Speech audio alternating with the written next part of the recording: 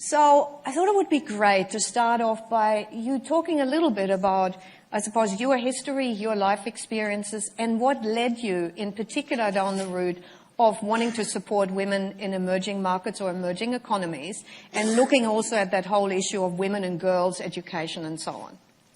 Well, I think that if anyone had asked the nuns who taught me at my convent grammar school in Liverpool in the 1960s, whether I would have ended up in 10 Downing Street, actually, they might well have said yes, because one of the nuns did say to me, Cherie, you're either going to go very far indeed, or you're going to be very, very bad. You did both. I did. But I wasn't born I'm an unlikely first lady. I come from a working class background in Liverpool. I come from a single parent family. And I was the first person in my family to go to university. I was interested because the last bit of the panel, one of the panelists mentioned she thought she was the boy in her family. I think I was definitely the boy in my all-female family, because my mother and my grandmother, both of whom had left school at 14,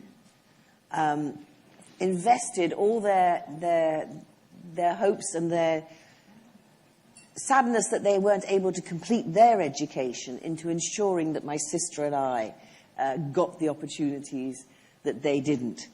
One of the programs we did, thanks to help from ExxonMobil, was something which we call the Businesswomen app. And what it was, it's a nano MBA. Please forgive me, Apple. It's aimed at market women. It's called the Businesswomen app, and it was a free hints and tips for business women. 4 days a week there'd be hints and tips which were geared to the local market. On the 5th day there'd be a test. And we did that in Nigeria, in Tanzania, and in Indonesia. And because of that program, we reached over 100,000 women who did that course over a year, over a longer period than a year, but the course lasted a year.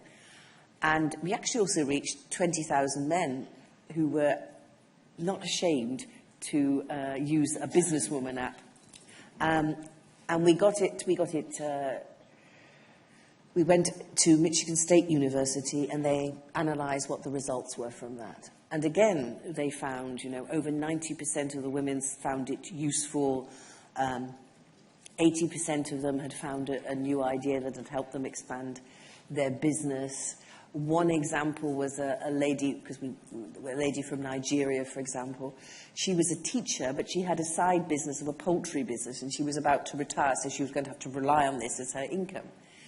And she said two things about the course. One was that, I'm a teacher, so I'm not uneducated in my country, but I still didn't really understand about profit and loss, and about how managing a business and making it successful isn't just about selling things. And one of the things that we encouraged in the app was about improving the quality of your products. And so she thought about that, and as a result of that, she invested a little in getting vitamin feed for her hens. And as a result of that, they not only laid more, but they laid more consistently and evenly. And her business expanded 30 times as a result, with local bakeries and things actually wanting to come for her eggs, because she had that consistency.